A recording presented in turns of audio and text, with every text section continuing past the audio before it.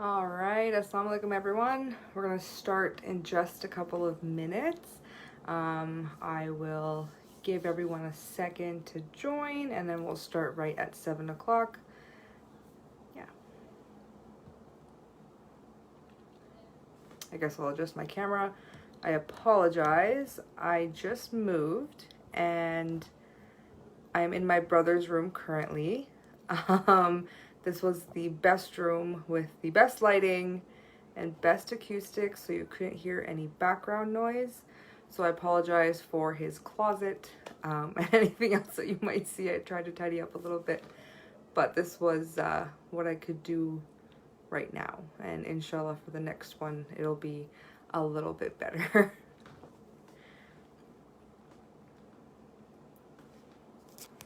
Oh, oops, sorry.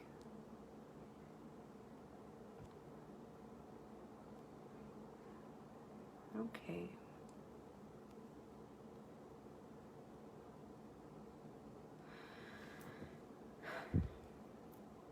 So I think I'll just start. I'm pretty sure it's 7 o'clock, or at least close enough to 7 o'clock. So assalamu alaikum, my name is Hira and I am one of the peer support workers for the Muslim Care Center. I'm also a social worker for the Ministry of Children and Family. And today I'm coming up on this live to talk a little bit about relationships and communication. And that's quite a broad topic. So I'm going to try and break it down to a more simple version so you can take away a couple of things from this seminar.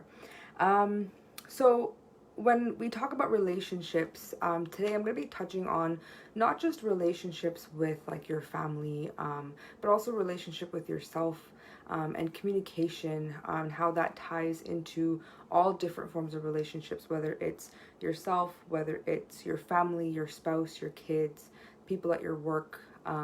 All of those things are vital when it comes to being able to communicate effectively. And that's something that I find is a skill that is learned, and it's a skill that I have been trying to learn over the past like number of years. So the first thing I'll talk about is the relationship with yourself. So we are our biggest critics, and we tend to overanalyze ourselves and be really, really hard on ourselves when it comes to our actions, our goals, our dreams, our aspirations, the way we look, the things that we do. And it's very, very important to understand that our inner voice, that voice that we have inside ourselves, is something that needs to be more kind. It's very easy to be disappointed in yourself when you can't achieve a goal or when something doesn't go your way. But we have to take moments to reflect and think about ourselves in positive ways and give ourselves that time and space to grow and to heal. And that relationship you have with yourself is very important, because if you're not going to be kind to yourself, then who is, right? So taking a moment, in a day, especially a day where, things have been very hard, to appreciate one thing about yourself is very important. And when I say that, I'm not saying you have to sit there and talk to yourself, which is healthy and that's fine. But even like a thought process, or giving yourself more time to just relax, giving yourself some self-care time, and just appreciating something that you've done that day, or appreciating the way you look that day, an action that you had, a kind word you gave someone, that's super vital and super important. Some of the ways that I do that is I have something called daily affirmations. So when I wake up oh, sorry, something's happening. There we go. For people who may not do this, is getting up in the morning and looking at yourself and saying one thing that you appreciate about yourself. Not only does that make you feel better, it kind of builds that self-love that you have for yourself in that moment. And that's very important, right? Now, all of this isn't talking about things like, being egocentric or, being very full of yourself. It's just showing kindness to yourself. And once you have a sort of set way of doing that and you can appreciate yourself, then your relationship with others should start to improve as well. Now, these things that I'm going to talk about today aren't going to happen overnight, right? You're not going to wake up in the morning and be the best communicator in the entire world. You're not going to, learn all of the skills. I've been doing this for a long time, and even today, there are things that I need to learn and improve on. Then we have a relationship with, let's say, people in our circles. So people who are in our friend circles, our family, your people, anyone who's close to you, essentially, that relationship with them, can differ depending on who that person is. Now, I know a few questions that we've had before is, how to communicate better with your spouse or how to communicate better with your kids. And all of that is something I'm going to cover today. So the first thing, and I think the most essential part of being a good communicator, is being able to actively listen and being able to listen well. I used to teach and I used to tell my students that God gave us 2 ears and a mouth for a reason. We need to be listening more than speaking, especially when we are trying to get through a situation or a challenging, part of our relationship that might come up. Now, with listening, there's a couple of things that you can do that shows that you are paying attention. If you are going to have a serious conversation with someone that you love and someone that you care about, one of the first things I say it's very important is to be present, right? Be present, be there, and make sure you're actually making eye contact with that person. So put away your phone, turn off the TV, turn off the music, whatever it might be. Sit with that person and show them that you are present and you are there in that moment, right? Make that time and make that space, because that's going to be very valuable to your future relationship. So along with being present, what you also want to do is utilize your body language in a way that the other person knows that you're listening. Now, with body language, it doesn't mean you just sit there and nod your head and say, body language can also be the way that you're sitting.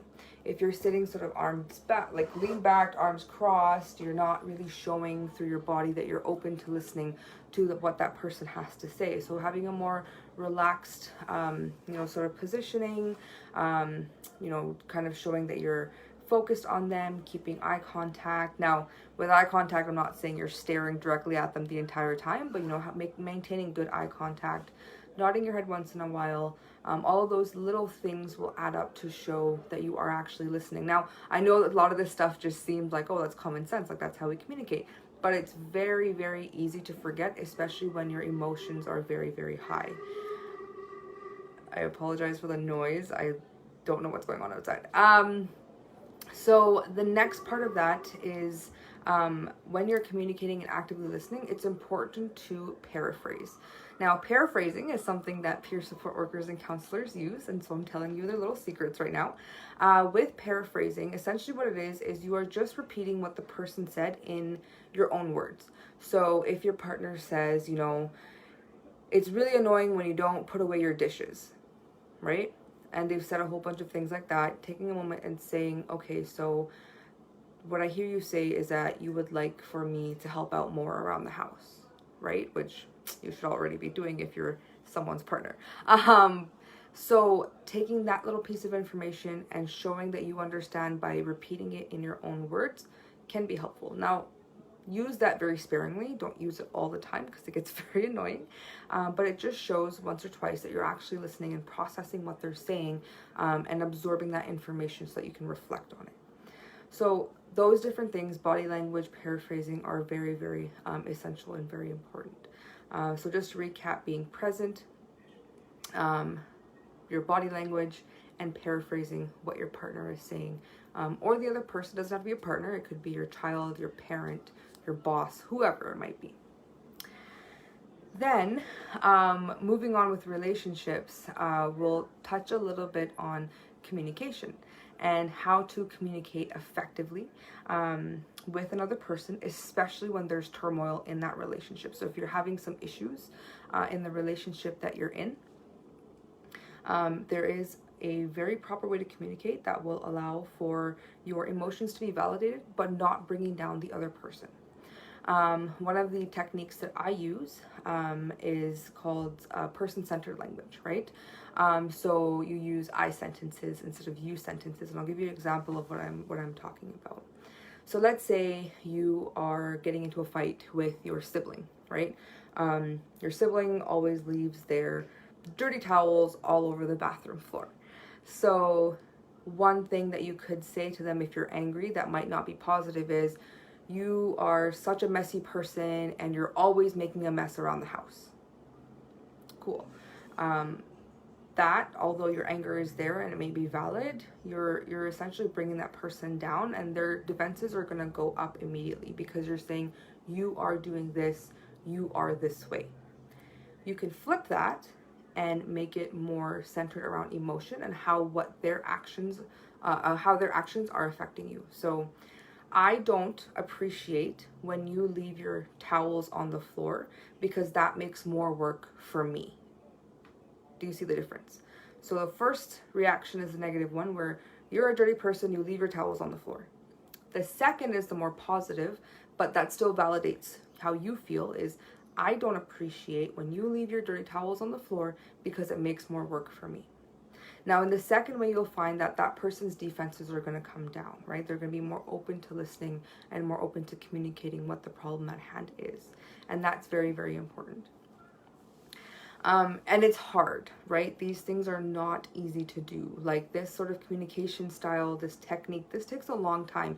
And it's hard to remember when you're in a very emotional state, right? When you're very angry, when you're very upset, when there's a lot of passion there, it's very hard to remember to breathe and take a step back. But it's important to try and remember if you can. It takes practice and it takes time. And like I said, like I've been doing this for a long time, and even now I have a very short fuse for specific things. And I forget to breathe sometimes. I forget to step back sometimes, and my anger gets the best of me. It happens to everyone, right? We're all human. But if we constantly try to improve ourselves and take the time to really take a moment, take a deep breath, step back and really think about the impact of what our words are going to be, that's going to make your relationship with the person in your life a lot better. Now, a really hard conversation to have is the relationship between parents and children, especially here living out in the West. A lot of us come from immigrant communities. A lot of our parents immigrated here, or we immigrated here recently, and we have found that relationships and communication are completely different here than they are wherever we might be from. For example, my parents are from Pakistan. I was born in Pakistan, but my family moved here when I was very young. And the way my parents are used to having relationship and communication happen in Pakistan is completely different than what we find here. And that sort of switch in culture can be quite difficult, and it can cause a lot of turmoil, especially if parents and children aren't ready to have those conversations. Now, as a disclaimer, in no way, shape, or form am I telling anyone how to parent their child. I don't have children of my own, but I have worked with families and I have worked with children and parents when it comes to communication and what we can do in order to improve it. I'm very thankful that my parents are quite open to specific things, not everything, and I'm very thankful that I have my siblings who also are trained in mental health work, and we have improved our communication with our parents over the years. And what I'm essentially getting at is, with any relationship, specifically with parents and children who are growing up, it is very important to have a set level of boundaries. And boundaries should exist in all relationships, right? With your spouse, with your children, with your parents, with your siblings, grandparents, your boss, your coworkers, whatever it is, every relationship should have healthy boundaries. Now, boundaries, I know that word sounds pretty scary. It's not that you're putting up boundaries to cut people out, but you're just letting them know that these are the terms of the relationship that would make you feel comfortable and make you feel more at peace, if that makes sense. For example, let me think here. So a boundary that's a very simple one that I used to have with some of the youth I worked with a long time ago. I worked with a lot of high-risk youth who were, in quite a scary time in their life. I was a frontline worker for a number of years. And one of the boundaries I had with them that I would absolutely not allow them to cross was racism. right? So, you know, when you have high risk youth and they have trauma, the last thing on their minds is, you know, racism or anything sort of political or anything really. They're more centered around their trauma and you know, just surviving day by day. But I would put that boundary up. I would tell them, listen, I care for you and I'm here for you, but if you're going to use specific racist words, or if you are going to use a racist slur or make a racist joke, I will not be speaking with you until you can reflect on what you've said. Seems a little bit harsh, I know, and they did not like it at first. But eventually they learned that one of my things was they can't be racist, they can't make those comments or jokes, and they quickly learned why, right? It wasn't just I was shutting them out, I was also taking the moment to teach them why that was important, right? Something more relevant, so let's say in a relationship, right? So if you are in a relationship and you want to put up a boundary, it's really important to effectively communicate that. Remember, the people that we have relationships with, no matter who they are, they can't read our minds, right? I am a person who has ADHD, and I don't understand how sometimes people just expect others to read their minds and know how they feel automatically because of the relationship they have with them. For me, I always assume no one can ever read my mind or know what I'm going through unless I verbalize it, and that's very, very important. So, for example, with friends, with your partner, with your parents, with your siblings, whoever it might be, verbalizing your boundaries is very, very important.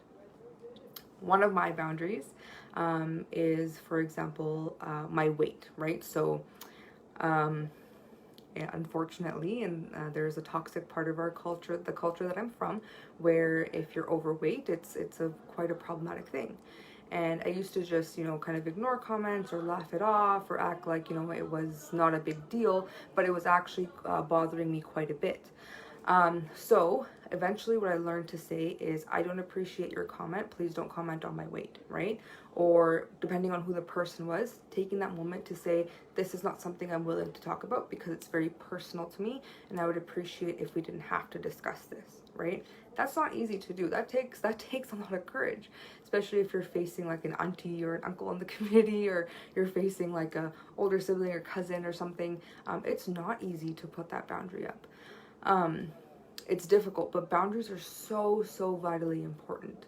And again, communicating those effectively by verbalizing them is so key to having a good relationship, because I can't tell you the amount of times I've tried to mediate situations for people where one person has said, oh, well, if they love me so much, they should already know what I'm thinking. No one is a mind reader. No one can read your mind. That's not a thing, right? As much as you may know someone, you can't read their mind, right? And it's really important to be able to verbalize what is going on through your head. Otherwise, the other person doesn't know, right? And that brings me to conflict resolution. If you have a problem with someone, whoever it might be, that is your problem until you make them aware that there's a problem, right?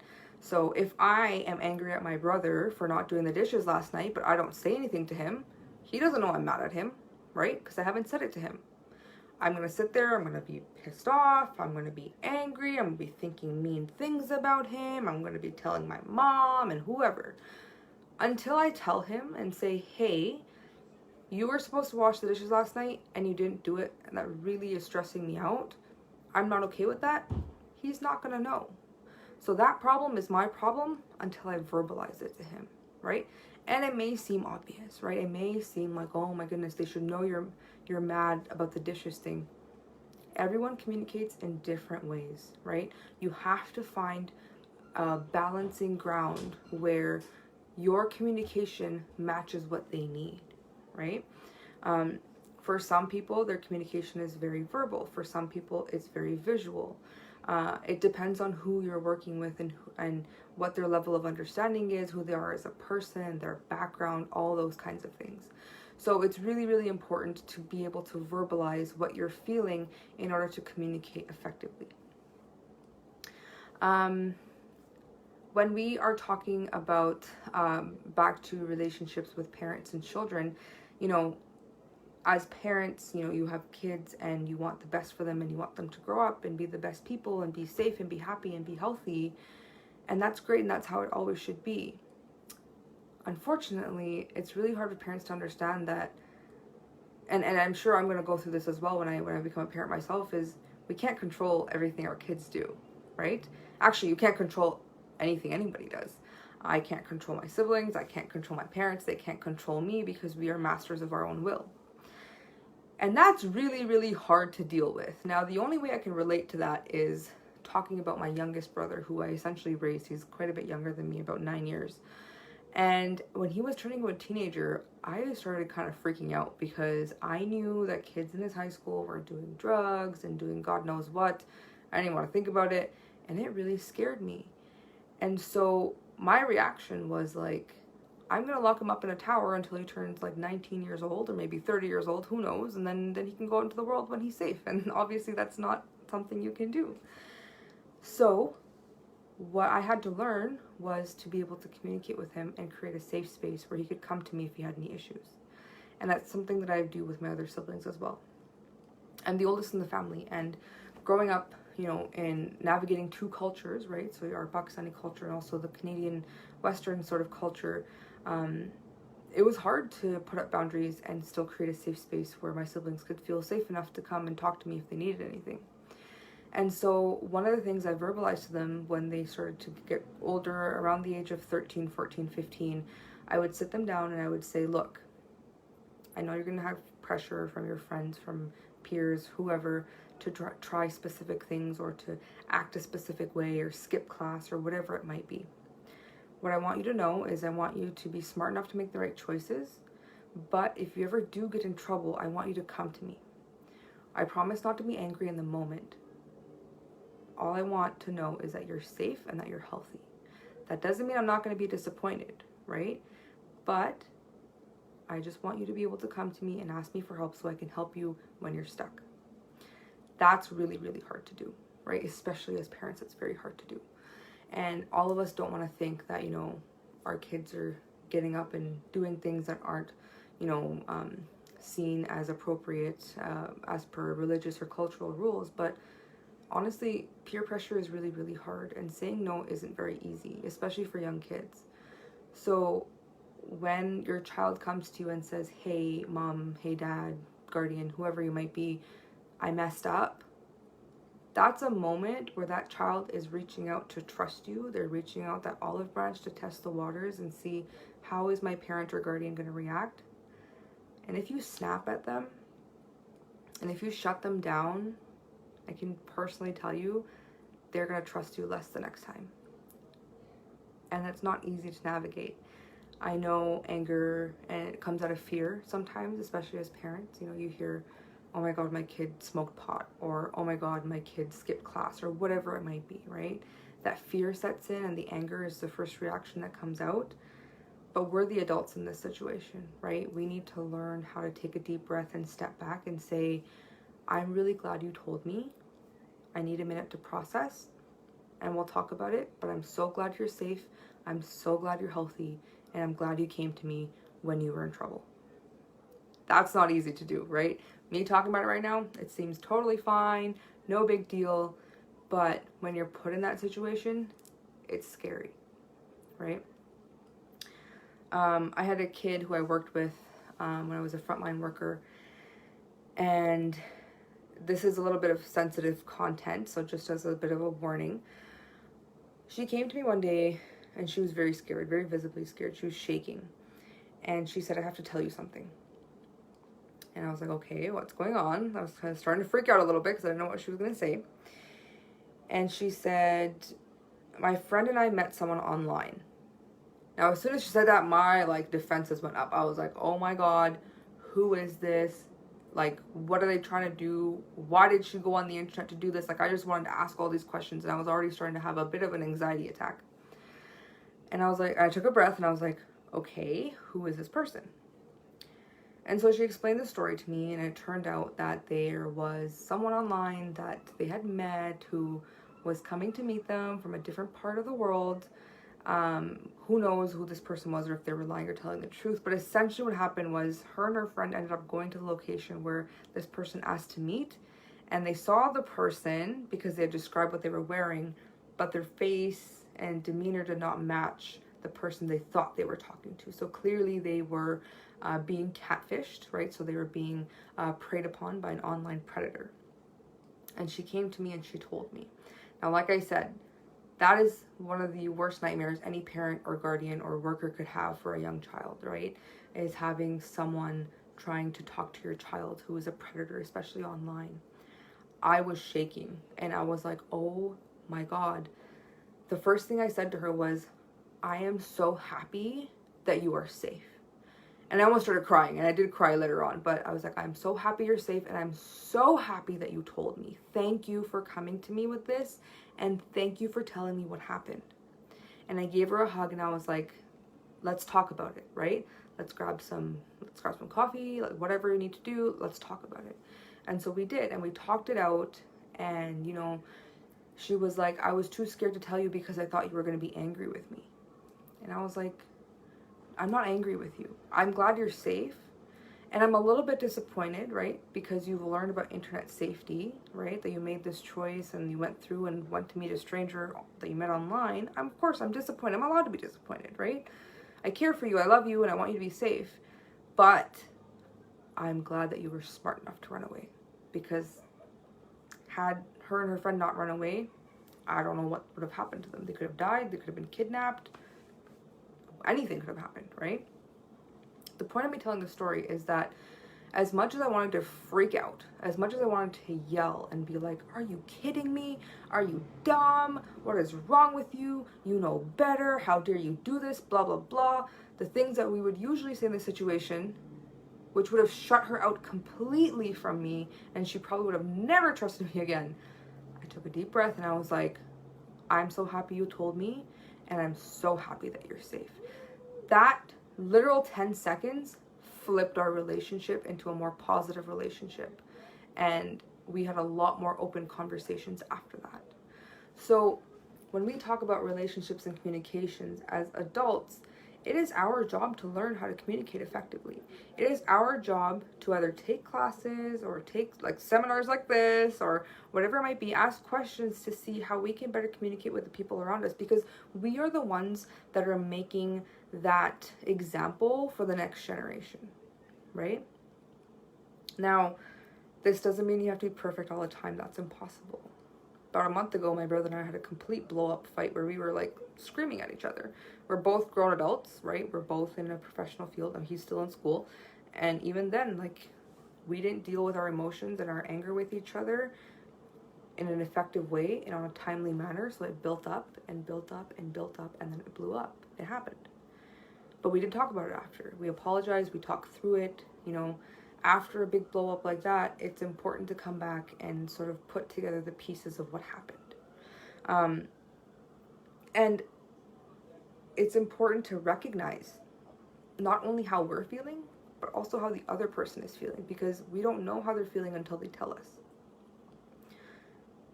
If you say something to someone and they get upset by it, you may not think it's a big deal, but to them, they might feel differently. So when you're talking about situations where you've had an argument, or you're talking about situations where there's some sort of conflict or turmoil, it's really important to validate the other person's feelings as much as your own feelings need to be validated as well. Sorry, lots of motorcycles in my area. Those little pieces are very, very important when it comes to relationships and communication. Now, we've talked a little bit about boundaries. We've talked about, you know, taking a deep breath and stepping back and all that kind of stuff. One thing I do want to clarify is that, you know, again, no one's perfect. If you blow up at your kid, you blow up at your kid, right? It's just important that when that happens, to recognize what happened and then take a step back and apologize. And honestly, apologize.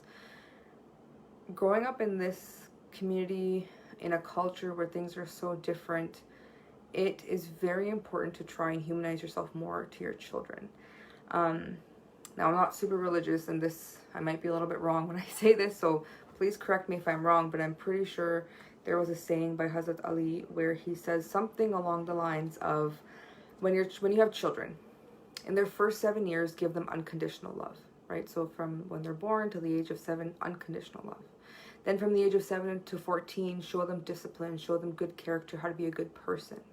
And then from 14 onwards, you become their best friend. And that's so, so important. I cannot stress how important it is for children to see their parents as humans and to see their parents making mistakes and learning, like seeing their parents apologize for those mistakes, because it kind of takes down that pedestal, right? And it makes your relationship with your parents that much better. I've seen families where the children are so afraid of the parents. They're so absolutely terrified of the parents that their parents have no idea what's happening in their life. If you want to have a good relationship with your kids, talk to your kids and be honest and open with them.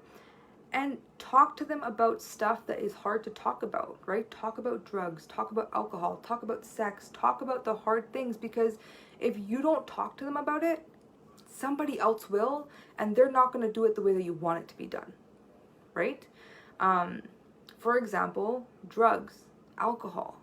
It is the norm in this community, right? And if that's something you don't want your children participating in, you better talk to your kids about that, right? And when I say talk to your kids, I'm not just saying tell them doing drugs and alcohol is haram because Allah subhanahu wa ta'ala said so. We understand that as adults, but children don't get that. Children need to see things and to be able to measure them in order to understand why they are the way they are. So if I told a child, a 10-year-old kid, alcohol is wrong or haram because Allah subhanahu wa ta'ala said so, he'll just be like, okay, so. A better way is to show them why it's wrong, right? Talk to them about how alcohol affects your liver. Talk to them about how alcohol affects your relationships with other people. Talk to them about alcoholism and what can happen if you continue drinking and it gets out of hand, and how it can affect different parts of your life and your relationships and communication and all that kind of stuff, right? Talk to them about the history of alcohol within Islam, right? How it became to be banned and to be haram or whatever. Don't just say because I said so or because God said so. That's not enough for kids. Kids need more of a measurable reason, right? Same thing goes with drugs, right? We don't smoke tobacco because you can get lung cancer. And, hey, my child, here is a picture of a healthy set of lungs, and here's a picture of a set of lungs that, has the effects of tobacco, right? It's really important to show that. And I'm not saying show them gruesome, horrifying pictures. I mean, sometimes it's kind of funny to use the scare tactic, but, show them enough so that they understand that these things have a specific effect on our body. Same thing goes with even simple things like, getting good grades or not cutting class or skipping class, right? I'm telling you that you have to get straight A's because I said so. It's a little bit too much pressure and it's not enough for the kids. So talking to them about doing the best that they can because you want them to be successful. And also talking about what success looks like to you and also what success looks like to your children, because that might be two different things, right? And all of this is a part of effective communication. All of this is a part of building that relationship and that those bonds with your children so that it's healthy and it's happy for everyone. Now, I'm going to talk about something that's a little bit harder, I think, for specific people to hear, and that is the concept of self-care. It is your own responsibility to do self-care for yourself, and this is really important for parents especially. It is not easy being a parent.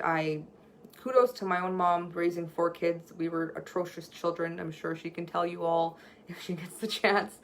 Kudos to her for raising 4 children. Kudos to parents, moms, dads, single parents, whoever, grandparents, guardians, to raising kids. It is hard.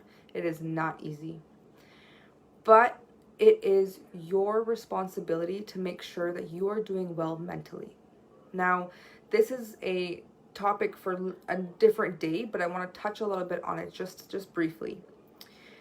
If you are a parent, if you are someone who's come from a traumatic background, now this can be anything as extreme as coming from a war zone or coming from a toxic family or dealing with some sort of trauma in your childhood, and you haven't dealt with it, you need to deal with it.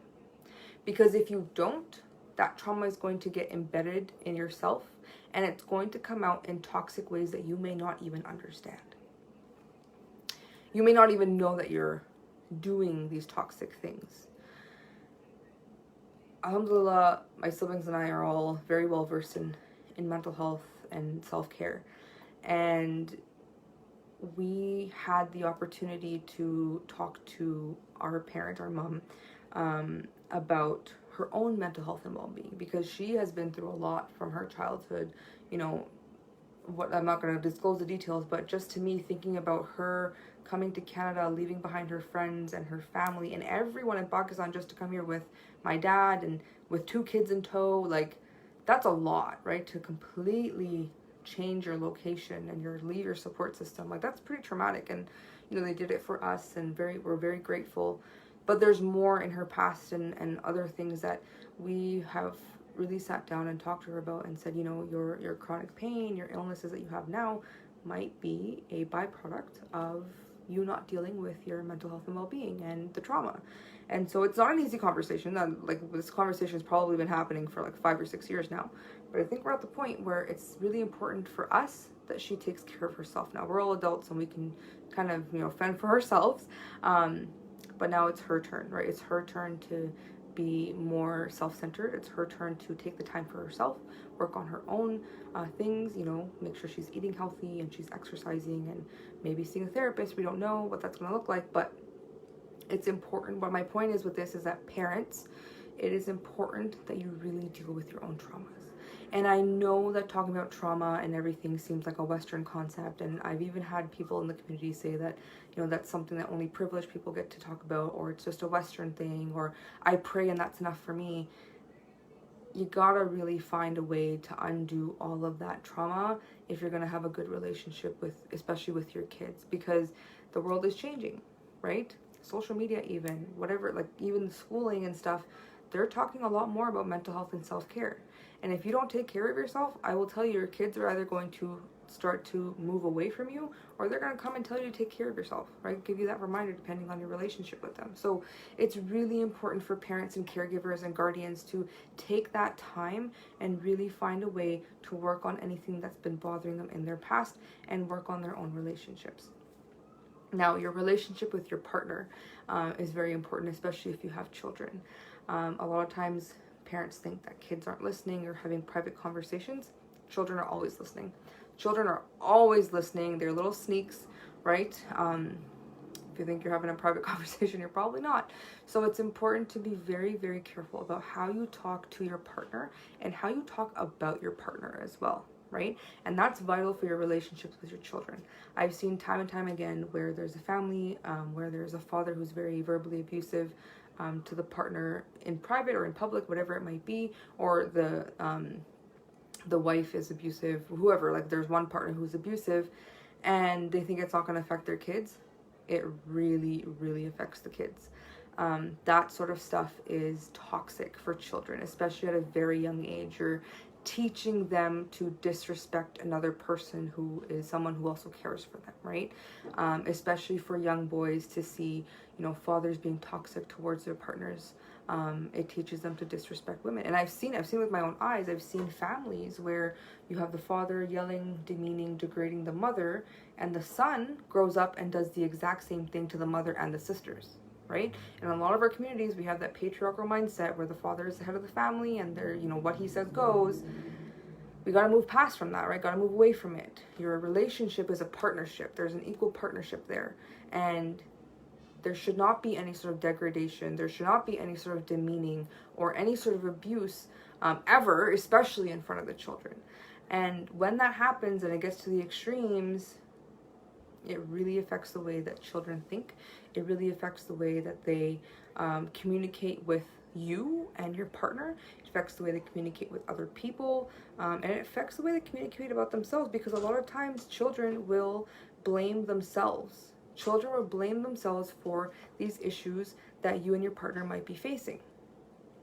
Now, if you're at the point with the person that you are with where you're trying and things aren't getting better, it's good to consider getting some sort of marriage counseling. Now, I'm not saying that go do a Western sort of thing with marriage counseling. What I'm saying is go to your local imam, or go to a counselor who is from your cultural or religious background, who can understand the context of your relationship and how it was set and how it is, so that they can help you, because that's going to be very healthy in the long run. And if that doesn't work, then I know divorce is a taboo, but when we talk about relationships, we want to talk about the impact our relationships have on other people.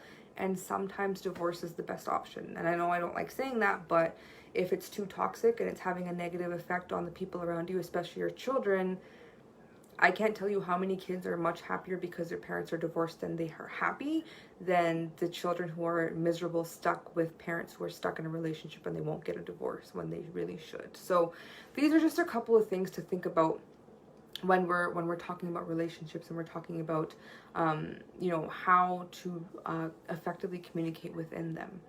I don't know if there's any questions. I'm going to take a second here and look to see. I don't even know if I can see the questions. Let's see here.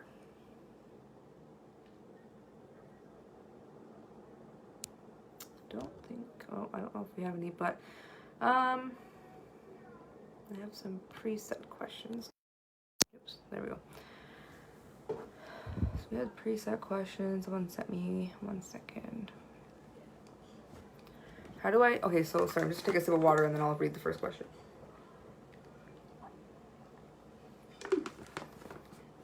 So the first question that I have is, I don't feel comfortable talking to my kids about drugs or sex. How do I have this conversation or become comfortable? That's fair.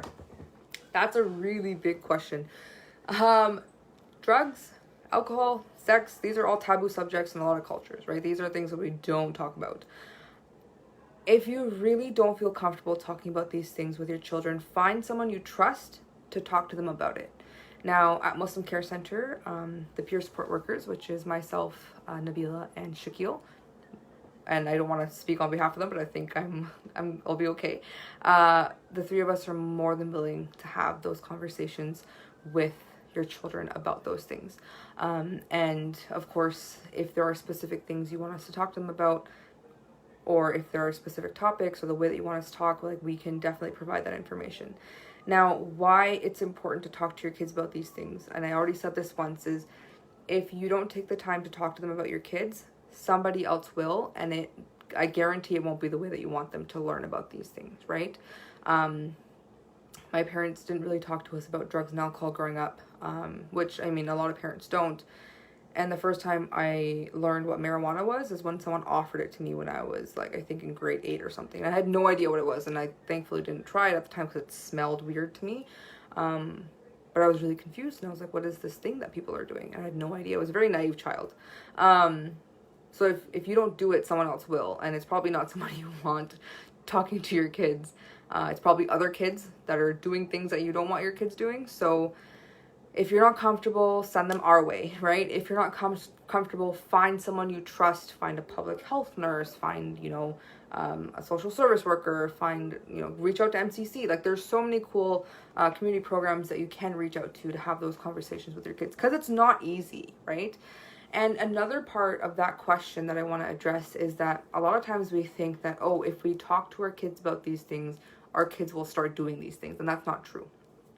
I have an example. I went to high school in Edmonton, and I was friends with this girl whose parents and family were quite religious, like very much more orthodox than my family. And part of our grade 10 curriculum was to do a planning class. It was called Career and Life Development or something. And in order to graduate high school, you had to graduate that course. And in order to graduate that course, you had to take sex ed.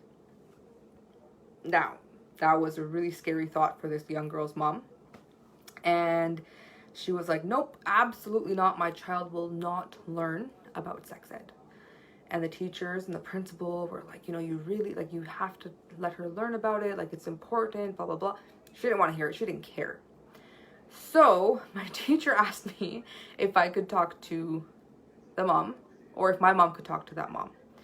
And so I did, right? I went over one day and I was like, Auntie, like, respectfully, I'm a very young girl. I was grade 10. And what I told her was, my first thing was, why don't you want your daughter to learn about these things? And she was like, it's shameful, it's taboo, like if she learns about it, she'll start doing it. And so I asked her, and I was like, well, you know, may God protect all of us and like we all stay safe, but what if by chance something, God forbid, happened to your daughter, right? And she got, you know, sexually attacked or, you know, molested, raped, or whatever it might be, like God forbid. Wouldn't you want her to know how to protect herself and what the next steps would be, right?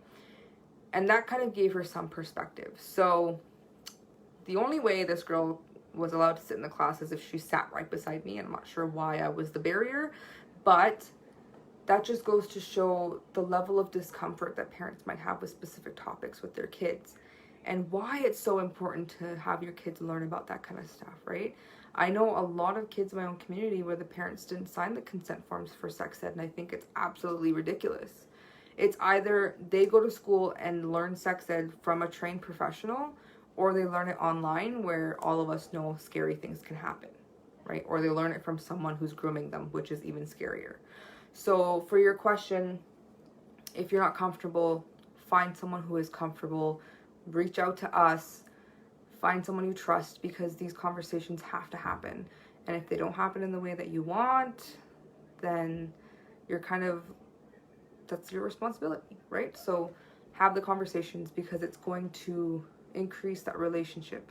And I say that just so you all know, when I say that, like, I have still never had the sex talk with my parents, right? My mom especially, because again, it was a taboo thing. I was very thankful to have people in my life who were older, who were able to guide me, and like people I trusted, which was great. But speaking from experience, right? If I wasn't lucky enough to have people to guide me, I don't know what would have happened, right? Because at a very young age, children start talking about these things, start talking about drugs and alcohol and all that kind of stuff. And younger than you think, right? Young is grade 4, younger than grade 4 nowadays, right? It's really scary. So, you know, try to find the comfort. And if you can't find it, find someone who is comfortable. Reach out and make those connections. Okay, I'm just going to go off and find the other question I had.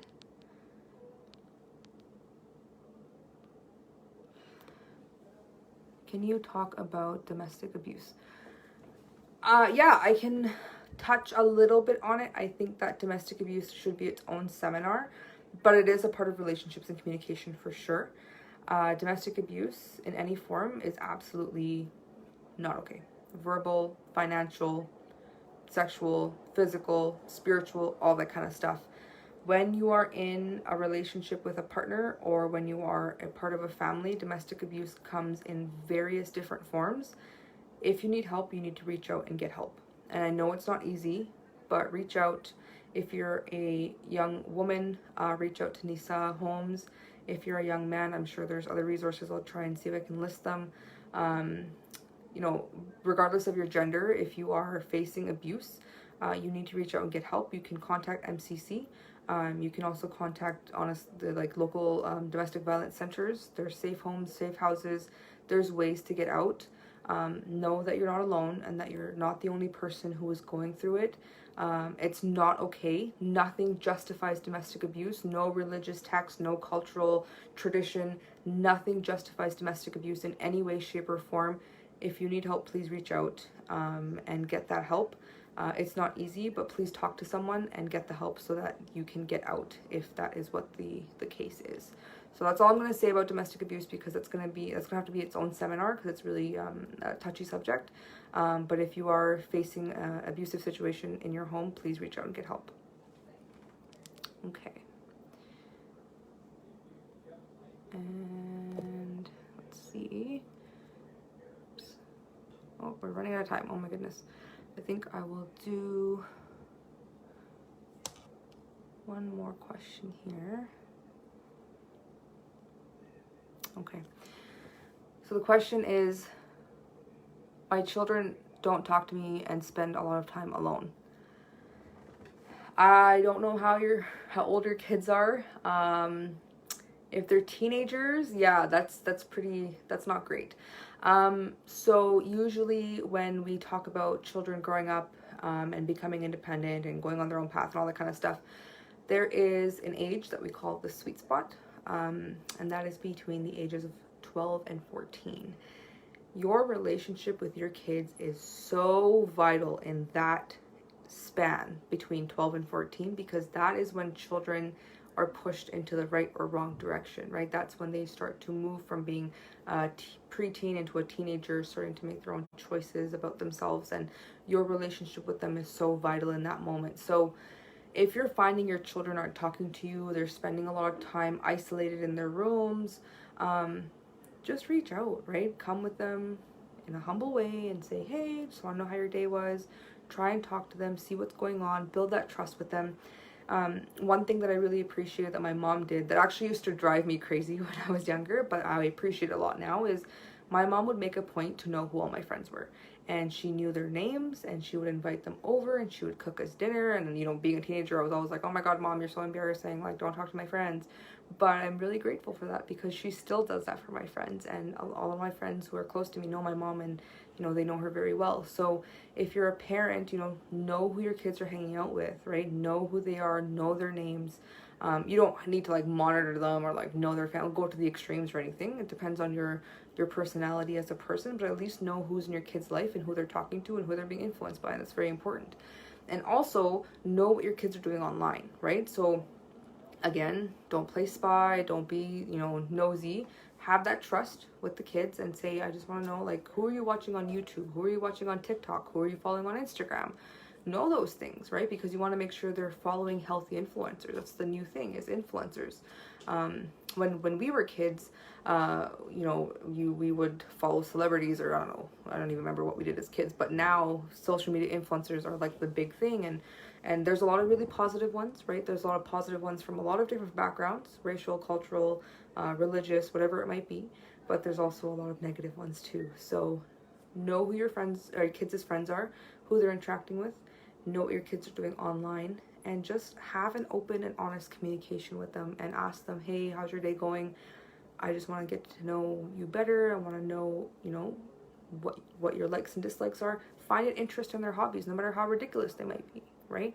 Your kid wants to go, racing at I don't even know what I'm trying to say here, but if your kid wants to do something that seems a little bit extreme, like, Mom, Dad, I want to enroll in a drumming class, take part in it, right?